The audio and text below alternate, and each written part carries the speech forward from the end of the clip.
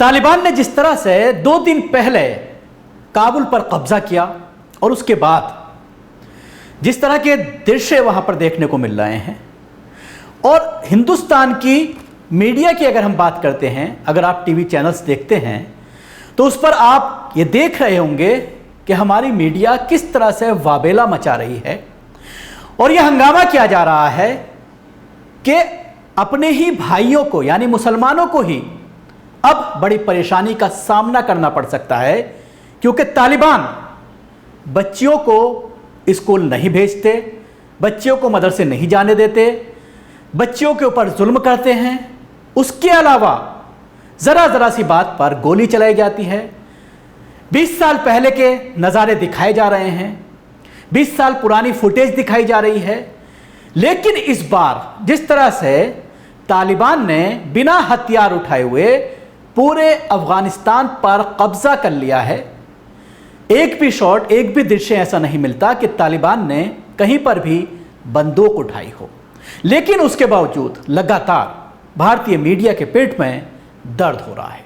वहीं दूसरी तरफ अगर भारत में देखा जाए, जिस तरह के मजालिम मोदी सरकार में 2014 के बाद दलितों पर, मुसलमानों पर और ईसाइयों पर हो रहे हैं, पार्लियामेंट से कुछ ही दूरी पर जिस तरह से मुसलमानों को काटने की बात कही जाती है, उनको गिरफ्तार किया जाता है नामचार के लिए और 24 घंटे के अंदर अंदर उनको जमानत मिल जाती है। ये सिर्फ एक मामला नहीं है, इस तरह के दर्जनों मामले हैं और मीडिया उस पर खामोश रहती है, कोई बहस नहीं होती, कोई उस पर ढिंढोरा नहीं पीटा जाता। लेकिन अफगानिस्तान में जिस तरह से ढिंढोरा पीटा जा रहा है, उसके साथ ही पिछले 75 सालों में जिस तरह से हमने अभी 2 दिन पहले ही आज़ादी का 75वां वर्षगांठ मनाया, लेकिन इंटरनेशनल तौर पर जो विदेशी मामलों के जानकार हैं और खुद हमारे भारत में यहां तक के सुब्रमण्यम स्वामी भी इस चीज पर सवाल उठा रहा है कि मोदी सरकार पूरी तरह से विफल रही है, विदेश नीति में बिल्कुल नाकाम रही है, अमेरिका का पिट्ठू बनकर रही है।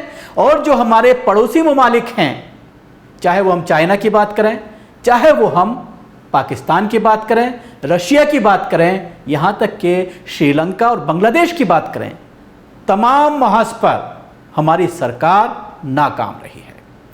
इसी पूरे मामले पर बात करने के लिए हमारे साथ मौजूद हैं वरिष्ठ पत्रकार अब्दुल रहमान आबिद साहब, जिनको आप अक्सर टीवी चैनल्स पर देखते रहते होंगे, अपनी राय बेबाकी से रखते हैं। अब्दुल रहमान साहब, क्या कहेंगे मीडिया के इस रवैये पर? देखिए, हमारा मीडिया जो है वो इस वक्त मगरमच्छ के आंसू बहा रहा है। और आप अगर टीवी चैनल्स को देखिए तो मैं तो पिछले 1 हफ्ते से देख रहा हूँ। तालिबान तो 4 दिन से आए हैं, काबुल में तो 3 दिन से आए हैं जी। लेकिन पिछले 10 दिनों से तालिबान की जो पेशकदमी जब से शुरू हुई थी तो हमारे मीडिया ने मगरमच्छ के आंसू बहाना शुरू कर दिए थे। असल में ये मक्कारी है इनकी। चूँकि एक बात मैं बहुत क्लियर कर दूं यहाँ पर आपके व्यूवर्स के लिए कि इन्हें अफ़गानिस्तान के मुसलमानों से कोई हमदर्दी और मोहब्बत बिल्कुल नहीं है। इन्हें तो इस्लाम से नफ़रत है। और चूँकि तालिबान इस्लाम का नाम लेते हैं और वो कहते हैं कि हमारी हुकूमत इस्लामी हुकूमत होगी, इसलिए ये छाती पीट रहे हैं। हम भी कहते हैं ठीक है भाई, बहुत अच्छा, पीट लो तुम भी। मुहर्रम का महीना चल रहा है, मुहर्रम का अशरा है, मुसलमान भी बहुत से मातम करते हैं, तो भाई ठीक है, टीवी स्टूडियो में भी पिछले 4 दिनों से मातम हो रहा है। गम है, दहशत है, अफसोस है, दर्द है, मातम है और मगरमच्छ के आंसू हैं। सारा ड्रामा वो सिर्फ कैमरे की हद तक है।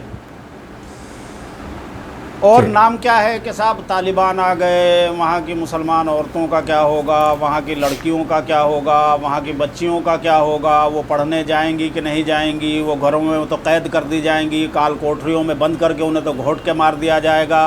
वही जैसा आपने अभी अपने इंट्रो में कहा था, 20-20 साल पुरानी वो तस्वीरें उस ज़माने की दिखा करके कि जिनको जराइम पर सज़ा देने का भैया सवाल ये है कि हम अपने मुल्क में हमने जो भी एक कानून बनाया था 1947 में, हम अपने उस कानून पर अमल कर रहे हैं या नहीं कर रहे हैं, या उसके बाद भी जो कानून हम बनाते हैं, अभी यहाँ तो हमारी गवर्नमेंट ने बिल्कुल एक तरह से जैसे वो गैंग वार चलाते हैं ना भाई लोग, बिल्कुल उस तरह से पार्लियामेंट में कई बिल इसी तरह से पार करा लिए, पास नहीं कराए पार करा लिए गैंगवार की तरह से, बिल्कुल असंवैधानिक तरीके से।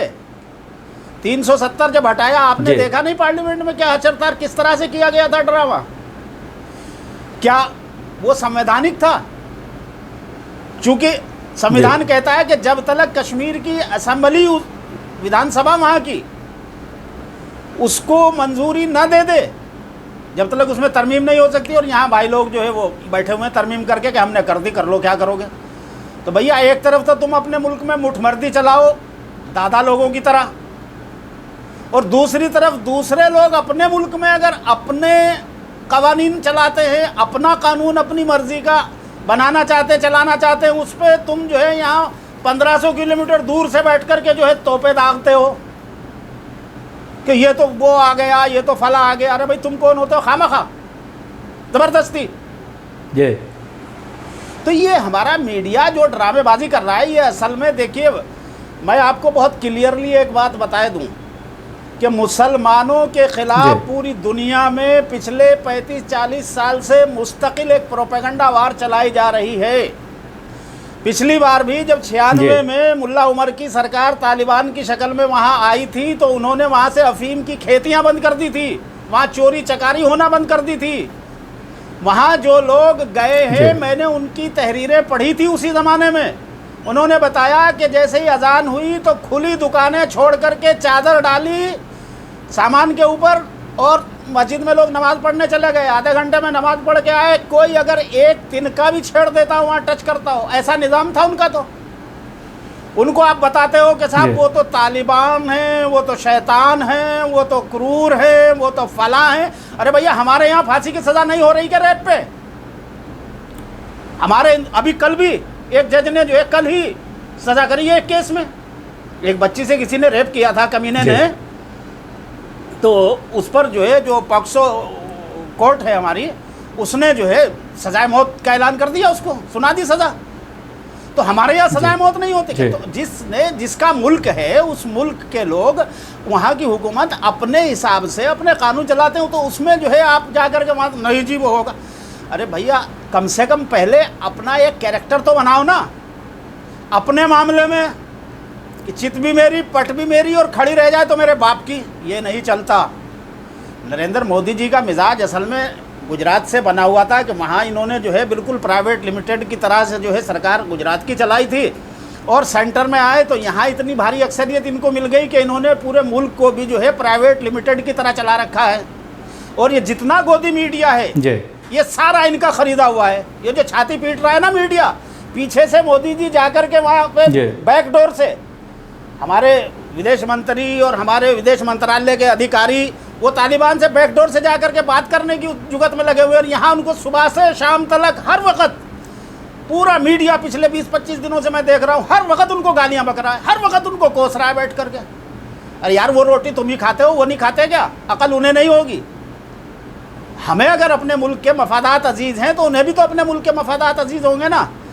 हमें अपने मुल्क के मफादात को देखना है तो हमें भी।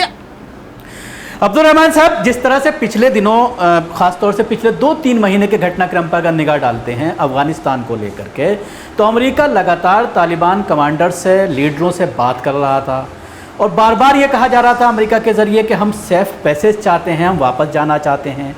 अभी जिस तरह से अमेरिकन प्रेसिडेंट का बयान ये आया है कि हमें ये उम्मीद नहीं थी कि इतनी जल्दी ये सारी चीज़ें हो जाएंगी, हमारी बातचीत चल रही थी और हम अपने लोगों को वापस बुला रहे थे, लेकिन अब इमरजेंसी हो गई है और हमें बुलाना पड़ रहा है। लेकिन अगर हम भारत की बात करते हैं तो प्रधानमंत्री नरेंद्र मोदी के 2 लोग ऐसे हैं जिनके बारे में ये कहा जाता है कि वो विदेश नीति पर पूरी तरह से काम कर रहे थे, जिसमें एक तो हमारे सिक्योरिटी एडवाइज़र हैं डभाल साहब और दूसरे विदेश मंत्री हमारे जयशंकर साहब। इन दोनों के बारे में ये कहा जा रहा है कि ये दोनों फ्लॉप साबित हुए हैं, नाकाम साबित हुए हैं। जिस तरह से अमेरिका ने वहाँ पर इतना बड़ा इन्वेस्ट किया, भारत को तैयार किया, भारत से भी बहुत बड़ा इन्वेस्टमेंट करवाया, और भारत अमेरिका के कहने पर लगातार आगे बढ़ता चला गया तालिबान की दुश्मनी में। अब वो किस तरह अपने आप को इसमें एडजस्ट कर पाए? शकील भाई, यहाँ पर मैं आपको थोड़ा सा 20 साल पीछे ले जाऊँगा। जब अफ़गानिस्तान पर अमेरिका ने हमला किया था, उस वक्त वाजपेयी जी की सरकार थी। वाजपेयी जी मुझे जानते थे और ये भी जानते थे कि ये बेबाक आदमी है, जो राय होगी वो क्लियर बताएगा। उन्होंने मुझे कुछ, उनके सामने सिचुएशन आई अफ़गानिस्तान की, उन्होंने एक साहब से कहा कि उसे फ़ोन करो। तकरीबन पौना घंटा मेरी बात हुई। मैंने उनसे कहा कि वाजपेयी जी को ये बात बताइए कि अब्दुर्रहमान आबिद ये कह रहा है कि भाई ये जो तालिबान हैं ये पश्तून हैं, ये वो लोग हैं जो हमारे मोहसिन हैं, जिन्होंने हमें 1908 से लेकर के 20, 22, 30 तक 35 तक जो है हमें पनाह दी है।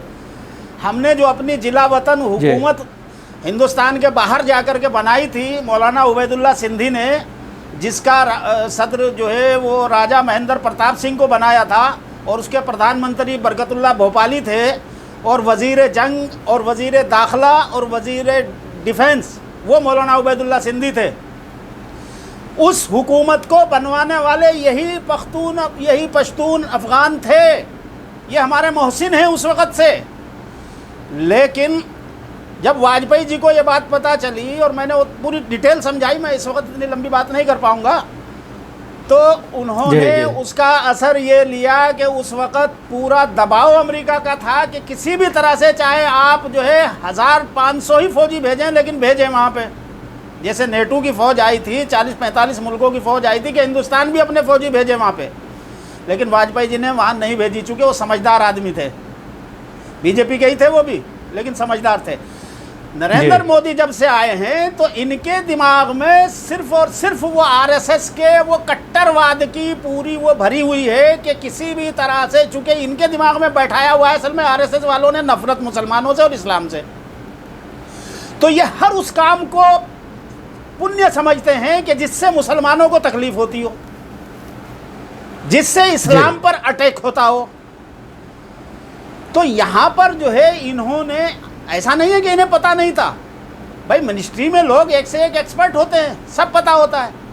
आपने डोभाल साहब का नाम लिया, डोभाल तो वो आदमी है 7-8 साल पाकिस्तान में गुजार गया, अंडर कवर रह के आया वहाँ पे, तो वो तो चप्पे चप्पे से वाकिफ़ है, लोगों के मिजाज से वाकिफ़ है, हर चीज़ से वाकिफ़ है।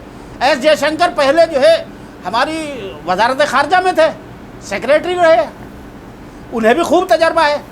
लेकिन इस नाकामी की असल वजह यह है जो हमारी सरकार की बुनियादी सोच है, क्योंकि हम अपना जो है, हमारे सरकार में जो बैठे हुए ये 2 आदमी हैं, ये चाहते हैं कि अपना मफाद तो हम हासिल करें, दूसरे का कुछ ना हो।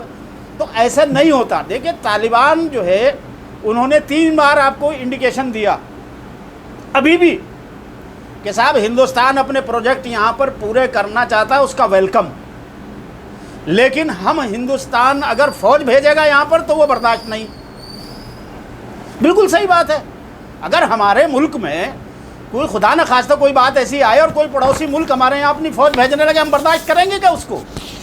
हम 1 मिनट में जूता लेके खड़े हो जाएंगे कि तो होता कौन है भाई हमारे मुल्क की तरफ फौज भेजने वाला?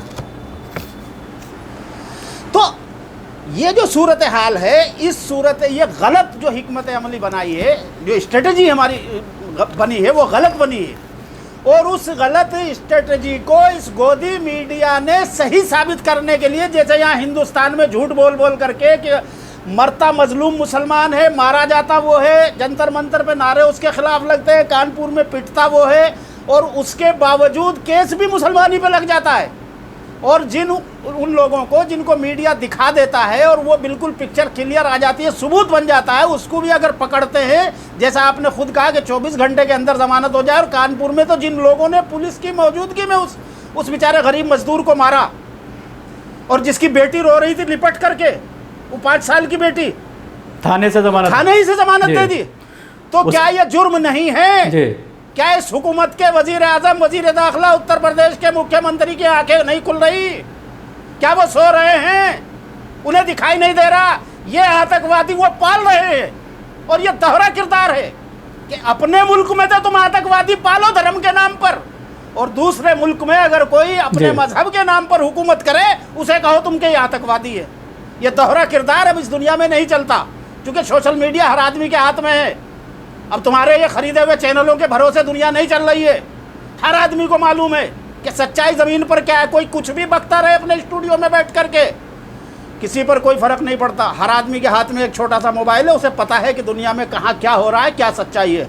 इसलिए अब्दुल रहमान साहब तो कहीं ना कहीं ये मान के चला जाए कि ये जो गोदी मीडिया मातम मना रहा है, ये मगरमच्छ के आंसू है, और ये अफगानियों के कंधे पर रख करके दुनिया को, इंटरनेशनल बिरादरी को बेवकूफ़ बनाने की एक कोशिश है कि साहब देखिए हमें तो अफगानों से कितना प्रेम है, अफगानिस्तान के पठानों से कितने। अबे हिंदुस्तान में तुम मुसलमानों का रोज कत्ल करते हो, हिंदुस्तान में आतंकवाद फैला रखा है तुमने मुसलमानों के खिलाफ, और अफगानिस्तानियों से तुम्हें इतनी मोहब्बत हो गई कि अचानक तुम्हारा दिल जो है वो फटा पड़ रहा है उनकी मोहब्बत में। ये तमाशा बंद करो, सच्चाइयों को कबूल करो। जैसे उन्होंने कहा था कि अगर आज भी उनका बयान एक आया है, मैंने देखा है सोशल मीडिया पर, जो उनका वहाँ पर राष्ट्रपति बनने जा रहे हैं शायद मुल्ला हिब्बतुल्लाह या अब्दुल गनी ब्रदर, उनका एक बयान आया है। उन्होंने कहा है कि हिंदुस्तान और पाकिस्तान के अगर कुछ मसाइल में अपने इख्तलाफात और मामलात हैं तो हमारा उनसे कुछ लेना देना नहीं है, हम उसके बीच में नहीं हैं। अगर हिंदुस्तान अफ़गानिस्तान में अपने प्रोजेक्ट को पूरा करना चाहता है तो उसका वेलकम है। इसके बावजूद अगर हम उनके साथ मुनाफिकत करें, पीछे से छुरी मारें या सामने से जो है उनके खिलाफ प्रोपेगेंडा करें, उन्हें जलील करें। अरे भाई वहाँ एयरपोर्ट पे भीड़ लग रही है इसलिए कि अमेरिका ने जो है वहाँ पर एक तमाशा पूरा खड़ा कर दिया, 6000 फौजी भेज दिए, और वो पूरे तमाम लोग के जो अमेरिका के लिए मुखबरी करते रहे हैं, मतलब या उनके लिए ट्रांसलेशन का काम करते रहे हैं, उनको वो इकट्ठा करके जहाज़ों में भर के अमेरिका ले जाएगा। तो जो बेचारे सीधे आवाम होते हैं वो डरे हुए, जिनको डराया गया है इन्हीं मीडिया वालों ने, वो भी घबरा करके, और उनकी फैमिली वाले और रिश्तेदार वो भी उनके साथ के भाई भीड़ लगा दी वहाँ पे एयरपोर्ट पे। अब उसमें अभी तक तो उन्होंने चार्ज संभाला भी नहीं है, तालिबान ने, उन्होंने हुकूमत संभाली भी नहीं है। और ये वो सारे के वो जो अमेरिकन जहाज़ पे से गिर करके 3 आदमी मरे वो भी तालिबान का गुनाह, वहाँ एयरपोर्ट पे भीड़ लग रही है वो भी तालिबान का गुनाह, अशरफ गनी भाग गया छोड़ करके बगैर कोई मामला फाइनल किए हुए वो भी तालिबान का गुनाह। तो भैया जब तुम्हारे नज़दीक सारे गुनाह उनके हैं तो फिर बात काहे की करना चाहते हो, घर बैठो फिर। अब्दुल रहमान साहब एक चीज और कही जाए, और नहीं तो करप्शन को लेकर जिस तरह से अभी डिप्लोमेटिक तरीका होता है देशों के मुल्कों के बीच में, आप अपने दोस्त मुल्कों के खिलाफ सुबह से शाम तक गाली नहीं बकवाते अपने मीडिया से अमेरिका के खिलाफ। अब्दुल रहमान साहब मैं इस एक सवाल और करना चाहूंगा, जिस तरह से अभी ये सारा मीडिया और ये सारी सरकार, माफ कीजिएगा सच्चाई ये है कि इजराइल से गवर्न हो रही है। और आज तक एक जुमला सुना आपने कभी किसी गोदी मीडिया की ज़बान से कि इजराइल के खिलाफ एक जुमला बोला हो किसी ने या किसी मिनिस्टर ने? हिम्मत नहीं है। उन्होंने तबाह बर्बाद कर दिया था पूरा फ़लस्तीन अभी रमज़ान में, बच्चे मार डाले, विदेश जुमला किसी की विदेश नीति की अगर हम बात करते हैं, विदेश नीति की अगर हम बात करते हैं तो कहीं ना कहीं देखने में ये आ रहा है कि रशिया ने बिल्कुल ये कह दिया है कि हम साथ खड़े हैं, अपना सफारत खाना बंद नहीं करेंगे। चाइना का जहां तक सवाल है वो बाकायदा कॉरिडोर का उसने ऐलान कर दिया है, बड़ा कॉरिडोर बनाएगा। खबरें मैंने जो देखी हैं और मैं जो समझा उन खबरों को देख करके कि जैसे ही ये गवर्नमेंट फॉर्म करेंगे, China, Russia, Pakistan, Turkey, Malaysia और जाने कितने यूरोपियन मुल्क उन्हें फ़ौरन तस्लीम करने जा रहे हैं। और जो आगे बढ़ के भैया पहल कर लेगा उसकी दोस्ती पक्की हुआ करती है। बाद में आने वाली बारात तो फिर बारात होती है, दुल्हा के साथ जो आते हैं उनकी इज्जत अलग होती है।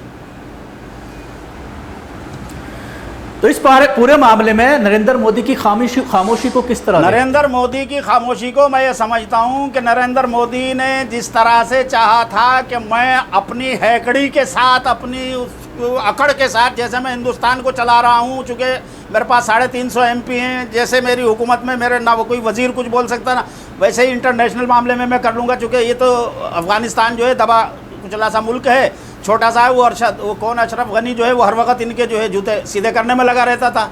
ये समझते थे कि तालिबान को भी ऐसा ही कर लेंगे। इनकी समझ में इतनी सी बात नहीं आई कि जिन्होंने दुनिया की सुपर पावर को एक नहीं, दो दो सुपर पावर को धूल चटा दिए, औकात बता दिए दो दो सुपर पावर को, और साथ में 44 मुल्क और जो यूरोप के उनके दोस्त और साथी थे, सारे एक का बावा एक, सबके पास हाईएस्ट किस्म की टेक्नोलॉजी डिफेंस में एक से एक बढ़कर, उसके बावजूद सबको उन्होंने धूल चटा दी। इनकी समझ में इतनी सी बात नहीं आई कि इनसे हेकड़ी से बात नहीं होगी। इनसे अगर बात करनी है, इनसे अगर दोस्ती करनी है, इनसे मोहब्बत से बात करनी पड़ेगी बैठ के, मुनाफकत को एक तरफ रख करके। सीधे सीधे प्यार से, प्यार की भाषा समझते हैं वो लोग, वो हेकड़ी नहीं देखते किसी की भी। तो अब्दुर्रहमान साहब, जिस तरह के उनके लीडर्स के बयान आ रहे हैं भारत को लेकर, बहुत ही सॉफ्ट उनका रवैया अभी तक देखने में आ रहा है, लेकिन उसके बावजूद भारत की उनकी तय पहल वो ये दर्शाती है कि जो 100 साल से आरएसएस ने यहाँ मुसलमानों और इस्लाम के खिलाफ नफरत का जहर घर घर में बोया हुआ है, बच्चे बच्चे के दिमाग में वो नफरत जो इन्होंने ठूंस रखी है, तो अब इन्हें जो है इनके गले में वो मेंढक फंस गया, ना निगलने को बन रही है ना उगलने को बन रही है। कई अरब, कई सौ, 2,500 करोड़ डॉलर से ज्यादा का सरमाया लगा हुआ है वहां पर अफगानिस्तान में। 2,500 करोड़ डॉलर से ज्यादा का सरमाया वहां पे लगा हुआ है। अब वो बर्बाद होता है, और फिर जो ताल्लुकात हैं मुस्तकबिल में, भाई इस खित्ते में रहना है, चाइना से मामला ठीक नहीं रखते, तुम पाकिस्तान से कभी ठीक नहीं रखते। हमने तो पहले भी कहा, बार बार कहा, पाकिस्तान से भी कहा, इनसे भी कहा कि भाई क्या मुसीबत है, तुम लोग जो है आपस में एक दूसरे के खिलाफ लड़ने के लिए हर वक्त डिफेंस में जो है ये करोड़ों रुपए का सरमाया बर्बाद करते हो। अरे अपने लोगों, तुम आपस में पहले समझौते करो कि हम लड़ेंगे नहीं किसी भी बात पे, जो मामलात हैं उनको बैठ के हल कर लो, और उसके बाद एक तय कर लो मुआहिदा कि हमें कभी लड़ना नहीं है। अपने लोगों के लिए रोजगार करो, उनकी सेहत का इंतजाम करो, उनकी पढ़ाई का इंतजाम करो, उनके कारोबार का इंतजाम करो, देखो फिर क्या खुशहाली और तरक्की आती है। लेकिन नहीं, वो नहीं करेंगे, पाकिस्तान को गाली बकेंगे, पाकिस्तान हिंदुस्तान को गाली बकेगा, करोड़ों रुपए का बेईमानी का करप्शन वो करके खाएंगे डिफेंस के मामले में, और अरबों खरबों रुपए का यहाँ खाया जाएगा बेईमानी से। ये जो बड़े बड़े ऑफिसर देखते हैं ना, आप बैठते हैं एक्सपर्ट बन बन करके, और रिटायर कर्नल, जनरल, कर्नल, ये तमाम बेईमान करप्ट हैं। कश्मीर के नाम पर जो है हजारों करोड़ डॉलर खा लिया है इन लोगों ने करप्शन में, ये सारे करप्ट हैं।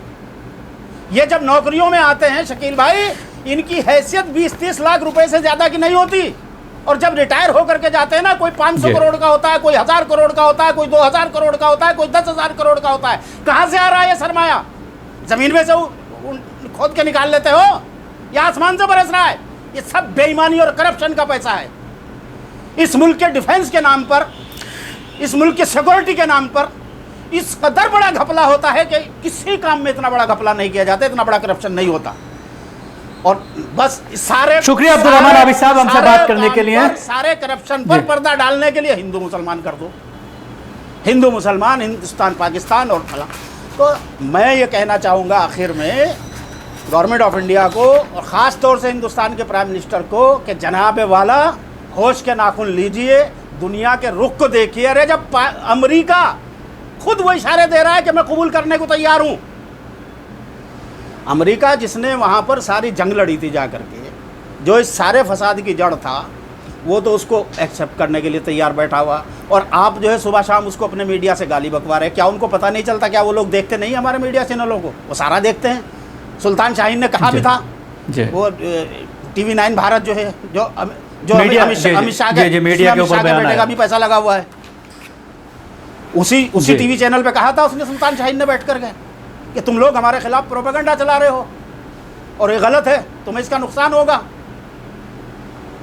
इसके बावजूद हमें समझना है। तो शुक्रिया अब्दुर्रहमान आबिद साहब हमसे बात करने के लिए। ये थे अब्दुर्रहमान आबिद साहब जो हमसे बात कर रहे थे खासतौर से भारतीय मीडिया का जो रवैया है, और उसके साथ ही नरेंद्र मोदी सरकार की जो विदेश नीति है उसको लेकर के पूरी दुनिया में शकील भाई, लोग सवाल कर रहे हैं कि मेरे सामने बहुत से मैसेज, बहुत से ट्वीट, बहुत से वो आरएसएस वालों के, बीजेपी वालों के, और बहुत से हमारे ऐसे जर्नलिस्टों के जो बेचारे अब तक जिनकी इमेज इंसाफ पसंद जर्नलिस्टों की रही है, वो भी इस प्रोपेगेंडा का शिकार हो रहे हैं कि साहब वो मुसलमान तालिबान की को कंडेम करें, तालिबान की मजम्मत करें, तालिबान के खिलाफ है। क्यों आए भाई हम तालिबान के खिलाफ? तालिबान हमें कुछ नुकसान कर रहे हैं, उन्होंने हिंदुस्तान का नुकसान किया, कुछ हिंदुस्तान पे हमला किया, उन्होंने कोई नुकसान पहुंचाया, हम काहे के लिए? हम तो उनको गालियां बकें और तुम जा करके जो है बैकडोर से उनकी गलबैयाँ करो। और हमें बेवकूफ बनाओ। तो सोशल मीडिया पर दो बातें सोशल मीडिया पर खास तौर से चलाई जा रही है, इसे उठा के रखना पड़ेगा और नेक नियति के साथ, अच्छे पड़ोसी के तरह, जैसे अशरफ गनी के साथ और उससे पहले करजई के साथ जिस तरह से ताल्लुकात बनाए थे, उन ताल्लुकात को उसी तरह से या उनमें थोड़ा बहुत रद्दोबदल करते हुए उनको आगे बढ़ाने की ज़रूरत थी। और अभी भी कुछ नहीं बिगड़ा। मैं समझता हूं कि अगर कोशिश की जाए अभी भी किया जा सकता है, गुंजाइश बहुत है, रास्ते खुले हुए हैं अभी। लेकिन शुक्रिया अब्दुल रहमान साहब हमसे बात करने के लिए। उसको बुरा कह लो और तालिबान को गाली दे लो और इमरान खान को गाली दे लो, इससे बातें नहीं बनती। अरे भाई, इमरान खान ने अमेरिका की ख्वाहिश के मुताबिक उनको बातचीत की टेबल पर ला के बिठाया है, आपको सब कुछ पता है। उसके बावजूद आप इमरान खान को भी गाली बके चले जा रहे हो, पाकिस्तान को भी गाली और तालिबान को भी। तो ऐसे थोड़ा ही ना होती है भाई फॉरेन डिप्लोमेसी, शुक्रिया अब्दुल रहमान साहब हमसे बात करने के लिए। ये थे अब्दुल रहमान आबिद साहब जो हमसे बात कर रहे थे, खासतौर से जो जिक्र किया गया इस पूरे प्रोग्राम में कि इंडियन मीडिया का जो रवैया है पिछले एक हफ्ते से, जिस तरह से तालिबान को उसी अंदाज में पेश किया जा रहा है जो 20 साल पहले का तालिबान था, और तालिबान जिस तरह से अपना सॉफ्ट कॉर्नर भारत को लेकर रख रहा है, बार बार बयानात आ रहे हैं, लेकिन उसके बावजूद हमारी जो डिप्लोमेसी पॉलिसी है, फॉरेन पॉलिसी है, वो कहीं ना कहीं नाकाम हो रही है। हमारी सरकार के जरिए, हमारे प्रधानमंत्री के जरिए जिस तरह से खामोशी है पिछले एक हफ्ता से, वो काफ़ी सोचने वाला विषय है और सवालात खड़े करता है कि आखिर हम फॉरेन पॉलिसी पर अपने आप को कहां देखते हैं। शुक्रिया। आपको हमारी ये कोशिश कैसी लगी जरूर बताएं। हमारे YouTube चैनल को सब्सक्राइब करना ना भूलें, इसके साथ ही बेल आइकन जरूर दबाएं। धन्यवाद।